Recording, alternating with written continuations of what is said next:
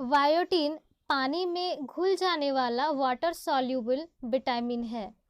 Vitamin B के ये family से बिलोंग करता है। इसे विटामिन एच भी कहते हैं। शरीर को कुछ न्यूट्रिशन और पोषक पदार्थ की ऊर्जा के लिए हमें बदलने के लिए बायोटीन की आवश्यकता पड़ती है। ये बालों, स्किन और नाखूनों को स्वस्थ रखने में मदद करता है। अगर शरीर में बायोटीन की कमी हो जाए तो हेयर लॉस या स्किन पर लाल चकत्ते पड़ने की जैसी प्रॉब्लम सामने आती है। इसकी कमी से नाखून में कमजोरी आने जैसी समस्या भी हो सकती है। हालांकि इसकी कमी के मामले बिरले भी होते हैं। ज़्यादातर मामलों में भोजन से मिलने वाला बायोटीन से ही इंसान का काम चल जाता है। लेकिन अगर किसी भी इनफ बायोटीन नहीं मिल रहा तो उसे हेयर लॉस, स्किन में पपड़ी उखड़ना और लाल चकत्ते पड़ने या फिर डैंड्रफ, रूसी की समस्या भी पॉसिबल हो जाता है। कई लोगों इन दिनों अधिकतर फ़ायदे पाने के लिए हेयर लॉस की समस्या को दूर करने के लिए बायोटीन सप्लीमेंट का सेवन करने लगते हैं।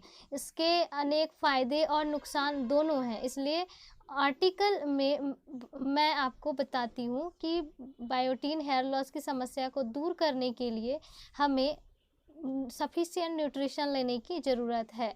केराटिन एक बेसिक प्रोटीन है। इससे बाल, हेयर, स्किन, नेल्स का निर्माण होता है। यह बात स्पष्ट है कि बायोटीन शरीर के केराटिन के इंफ्रास्ट्रक्चर का बेहतर बनाता है। इसलिए अभी तक रिसर्च एकमत नहीं है। बालों और स्किन केयर में बायोटीन का बहुत ही इम्पोर्टेंस होता है। हेयर ग्रोथ में बायोटीन की भूमिका रिसर्च में बहुत ही कम हुई है। आज तक यह बात थोड़े ज़रूर बता दें कि बायोटीन की अधिक सेवन करने से हेयर का ग्रोथ बढ़ने में मदद मिलती है।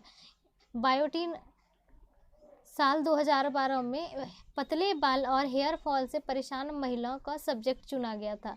इन महिलाओं को hair marine protein supplement MPS की मात्रा 2 से 90 दिन तक दी गई थी। इस सप्लीमेंट में बायोटीन की मात्रा भरपूर थी। बायोटीन शरीर में कमी के मामले बहुत कम पाए जाते हैं, लेकिन फिर भी कई समस्या है जो बायोटीन की कमी से हो सकती है। इनमें से कितनी मात्रा सेवन करें, इसके लिए हमें डर्मेटोलॉजिस्ट कई बातों को ध्यान रखते हुए मरीज की उनकी एज, लिंग और सेहत को भी शामिल किया जाता है। हालांकि एक्सपर्ट में बताया जाता है कि बायोटीन बहुत ही अच्छा असरदार के लिए ज़रूरी होता है। बायोटीन एक वाटर सॉल्यूबल होता है विटामिन। अगर कोई इंसान इसकी तय मात्रा से ज़्यादा अगर सेवन कर लेता है तो ये शरीर में आप मूत्र के जरिए बाहर निकल जाती है। इसके लिए ये प्रयास रहना चाहिए कि डॉक्टर की सलाह से ही हम सप्लीमेंट और ओवरडोज बिल्कुल ना लें। हालांकि हेयर ग्रोथ पर बायोटीन के सेवन से होने वाले फ़ायदे के बारे में रिसर्च की ज़रूरत है। इसके बाद बायोटीन सेवन के लिए कुछ फ़ायदे बहुत ज़्यादा है, जैसे कि मेटाबॉलिज्म की बूस्ट कराता है। यह बायोटीन विटामिन बी के परिवार से आता है। यह विटामिन बी के कई प्रकार में से एक है।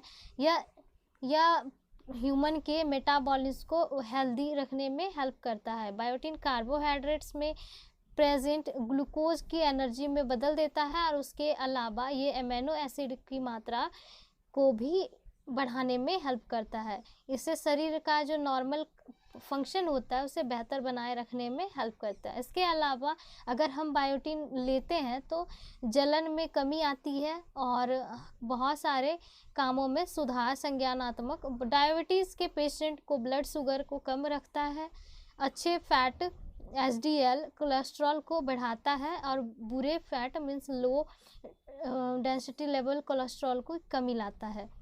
रिस्क फैक्टर इनका हो सकता है बायोटीन के अगर हम भरपूर खाद्य पदार्थ को अगर डाइट में शामिल करने से किसी तरह का खतरा नहीं होता, लेकिन जब भी आप किसी नए सप्लीमेंट को अपने रूटीन में शामिल करते हैं तो पहले डॉक्टर की सलाह लेना ज़रूरी होता है। बायोटीन एक अन्य तत्व के साथ एक विशेष प्रतिक्रिया नहीं करता और डॉक्टर इस सप्लीमेंट में अन्य दवा के रिएक्शन होने ना होने का भी पुष्टि करता है। डॉक्टर की दवा की डोज क्षमता के अनुसार ही हमें नुकसान के बारे में सटीक जानकारी दे सकता है। बायोटिन की ज़्यादा मात्रा में सेवन करने से शरीर में विटामिन सी का लेवल कम हो जाता है और विटामिन B6 का लेवल कम हो जाता है।